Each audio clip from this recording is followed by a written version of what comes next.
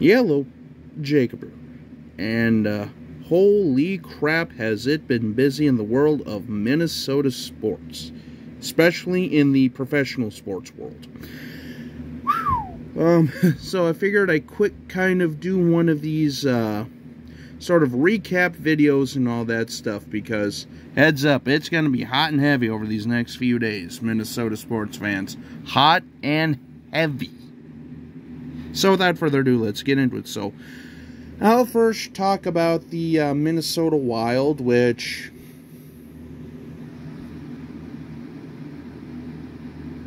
I think that pretty much says it all.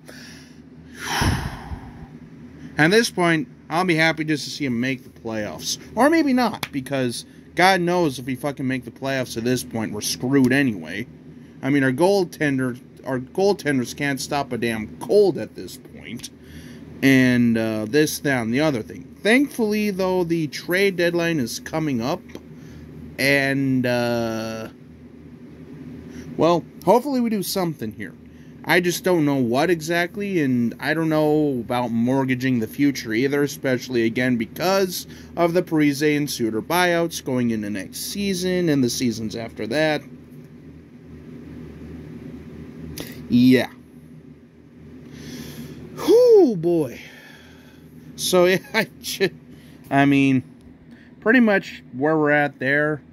And also, like I say, here in about a week and a half or so, I'll actually be going to the game against the Vancouver Canucks, so, yeah, we'll see if I end up doing anything there with, like, videoing or anything like that, but still, excited to go. I mean, you know, it's always fun going to a game, but even if the team is looking like absolute, well, garbage.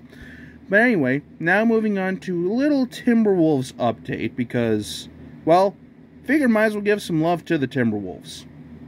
Hey, fellas, you know, congratulations. You've officially made basketball the NBA fun again for Minnesota sports fans. Wow, I mean, I love it. Because the Wolves are winners of their basically they won 7 of the last 8 games. And between Towns, Edwards, D'Lo, Patrick Beverley's been pretty good for them. Beasley's been really good, you know. I mean, we have some decent depth finally. It's amazing what happens when you finally get the proper coaching staff because, well, I mean, I don't think I need to say too much here, but the Timberwolves, up until, you know, unless your name was Kevin Garnett or, you know, they're Kevin Garnett-led teams,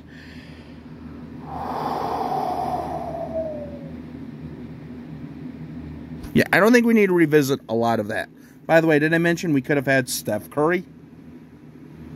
I mean, to be fair, though, Ricky Rubio wasn't bad or anything like that, and who knows if Steph Curry would have actually developed under our regime and stuff like that, too, because that's another thing a lot of people don't know about, you know, like, if a superstar were to be drafted by a different team, would there, you know, like, would they be as good as they are, or would they be the superstars we know them to be, you know?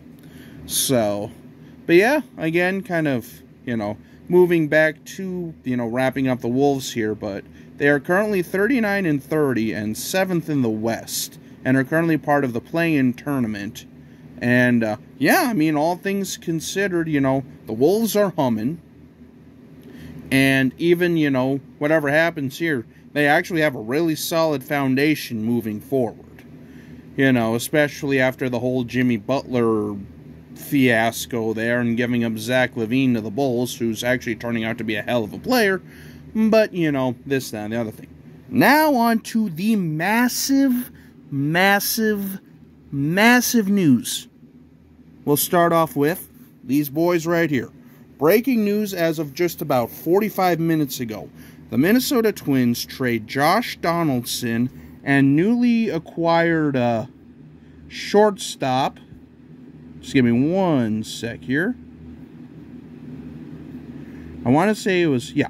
The Yankees trade Gary Sanchez and Gio Urshela to Minnesota Twins for Donaldson and Isaiah Kenner Falefa. I'm not exactly 100% sure, but... So the Minnesota Twins just made a massive trade for a guy who, at the very least, is a name. But, I mean, I really don't know how I feel about that trade. And like I say, ever since, MLB free agency started, holy crap. Did I mention it was crazy? So, yeah, I mean, it'll be interesting to see if the Twins actually do something. Because, again, the New York Yankees and the Minnesota Twins trade a couple players. I.e., Gary Sanchez and Joe Urshela come to the Twins. And Josh Donaldson and Isaiah Kiner-Falefa go to the Yankees. So, I know Yankees fans are excited that Gary Sanchez is no longer there. But, again, we'll wait and see if the Twins do anything else here, because it sounds like the first Twins spring training game, or, yeah, the first game in general, will be Thursday at 12:05 against the Red Sox. So, yeah, I mean, again, still don't know how I feel about this, because obviously, I follow baseball, but I really don't follow baseball. I mean, again, it's kind of hard to do when there's 162 games that are played, like, basically every other day, so. But, again, yeah, the Minnesota Twins trade Josh Donaldson and Isaiah Kiner-Falefa to the Yankees for Gary Sanchez and Gio Urshela. And then last but not least in the Minnesota sports world here, the Vikings have re-signed Kirk Cousins to a one-year extension worth $35 million. And basically, it also helps in fully guaranteeing an additional season in 23 to help alleviate the salary cap issues.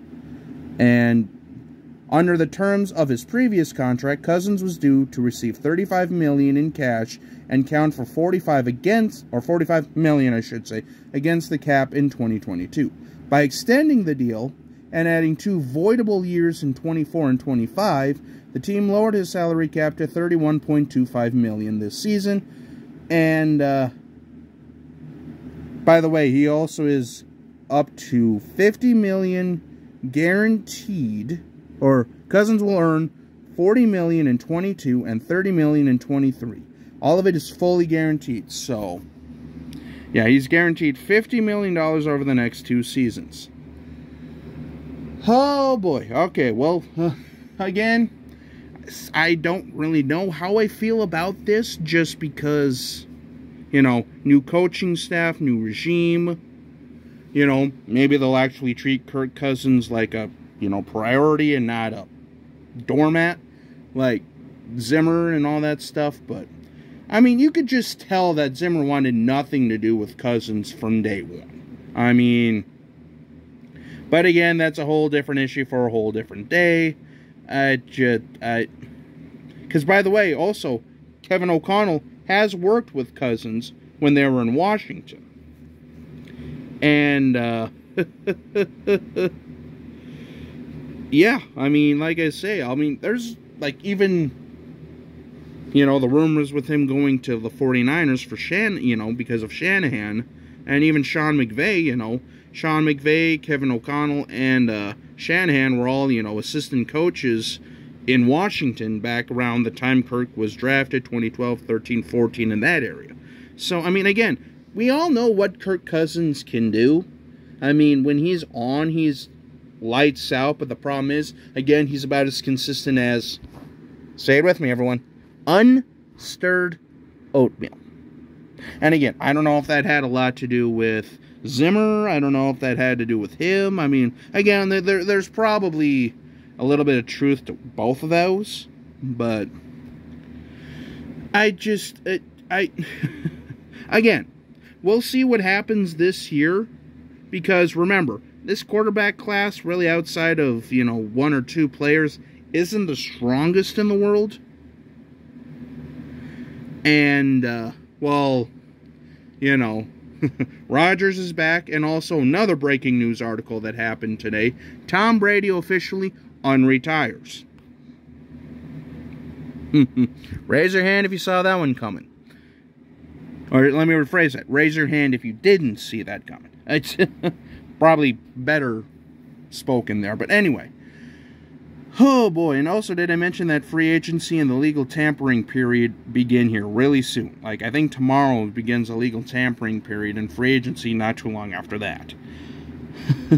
So, again, we'll just wait and see what happens here, but holy crap, I figured I might as well do an update here because two massive things happening today. And, yeah. So basically, until we meet again, this is Jacob. Have a good day. Stay tuned. If there's any other big major news, I'll try to break in here. And, yeah, that'll basically do it. So have a good night.